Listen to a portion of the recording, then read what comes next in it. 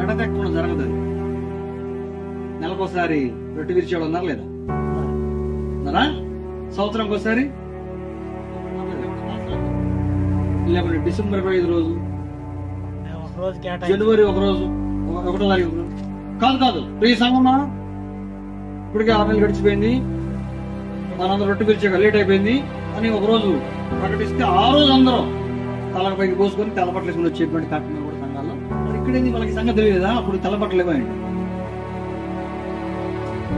మరి వీళ్ళింది ఎడతెక్క అపోస్తుల బోధన నడిచి అని చెప్పారు, కంటిన్యూస్ జరిగించారు. అంటే దీని యొక్క విలువేంటో, దాని ఆధిక్యత ఏంటో వాళ్ళకి తెలుసు. అది యేసు ప్రభు యొక్క శరీరానికి సాదృశ్యమైన రొట్టె అని వారు నమ్ముతున్నారు దాన్ని.